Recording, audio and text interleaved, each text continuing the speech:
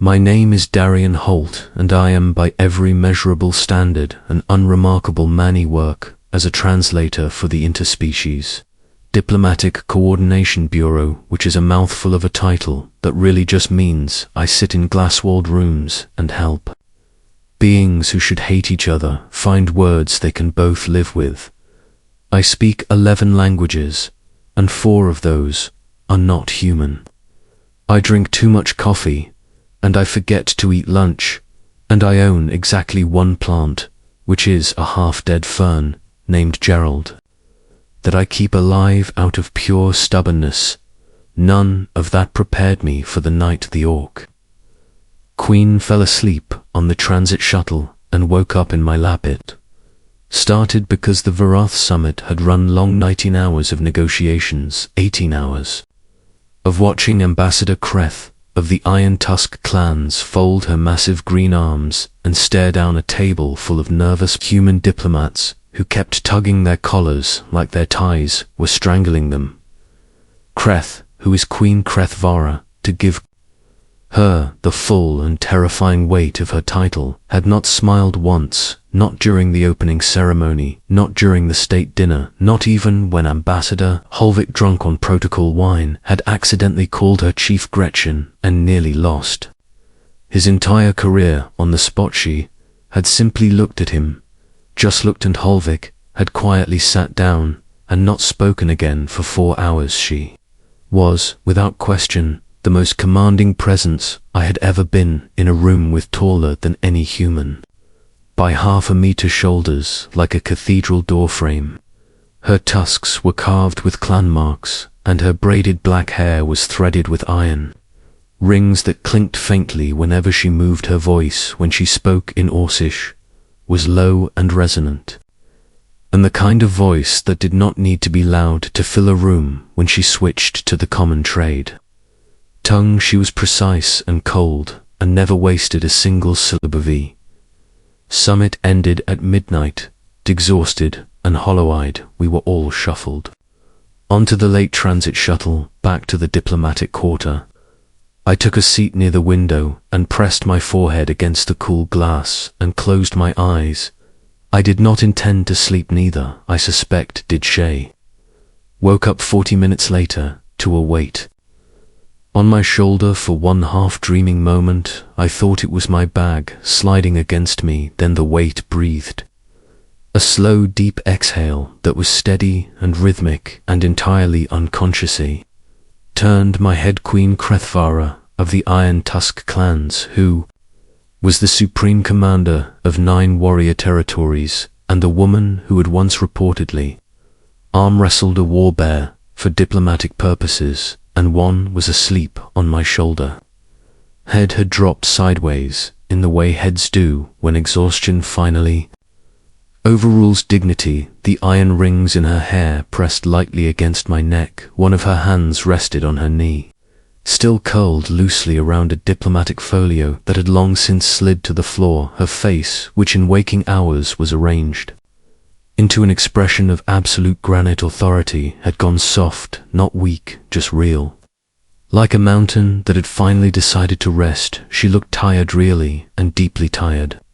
The kind of tired that comes from holding everything together for so long that your body gives out before your will does. I did not move. I considered it, of course. The logical thing and the safe thing was to shift away and let her wake on her own. She was the Orc Queen. If she opened her eyes and found herself sleeping against a mid-level human translator she had barely glanced at during 18 hours of talks, there was a real possibility the next words out of her mouth would end my career. Maybe worse. Iron Tusk clan protocol on matters of personal dignity was not something I had ever had reason to study before, but she was asleep.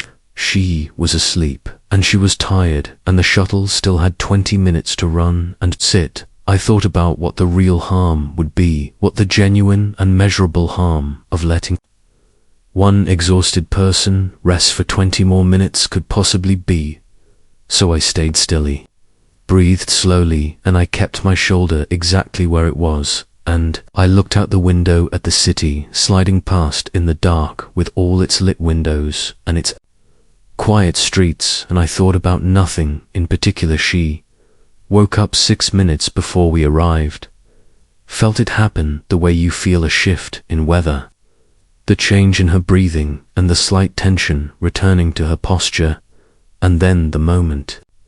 Awareness came flooding back. She did not startle, she did not gasp. She simply stilled the way a predator stills when it realizes it has made a mistake. Then she sat up slowly and looked at me. Her eyes were gold. I had noticed that before in the meeting room, but in the meeting room they had been sharp and evaluating and closed. Now, for just a moment, maybe 2 seconds or 3, they were simply tired and unguarded and looking directly at May. Said the only thing I could think of, you still have 12 minutes before the reception log closes. I said quietly, if you wanted to sleep. She stared at May, kept my voice calm. I am not going anywhere. The window is good. Something moved across her face. It was not quite confusion, and it was not quite suspicion. It was the expression of someone who has built every wall they own and is suddenly standing in front of a door they forgot to lock. She looked at me for a long moment. Then she looked out the window, then slowly and deliberately, and with the full dignity of someone who is absolutely choosing this, she leaned back against my shoulder. She was asleep again in 90 seconds. I want to be very clear about what happened next, because people who hear this story always assume there was something more to it, some grand gesture, or some heroic moment, or some dramatic universe-shaking turn. There was not. What happened was that Queen Crethvara slept on my shoulder for 12 more minutes. The shuttle arrived, and she woke up and sat straight, and smoothed her folio, and walked off the shuttle without a word. I watched her go, and then I went home and fed Gerald the Fern and went to sleep. 3 days later, I received a formal request from the Iron Tusk delegation. They had specifically asked that their assigned translator for the follow-up negotiations be one Darien Holt a week. After that, Crethvara passed me in a corridor and paused. You did not move, she said. No, I said. She studied me the way she had studied every treaty clause and every diplomatic offer and every human face across that long table. Why not? I thought about it honestly before I answered. Because you were tired, I said. And you had been holding a lot together for a long time, and 20 minutes of sleep costs me nothing. The iron rings in her hair clinked softly as she tilted her head. Among my people, she said slowly, to guard someone's sleep is a significant thing. It is what a warrior does for their most trusted. I did not know that. I said, I know.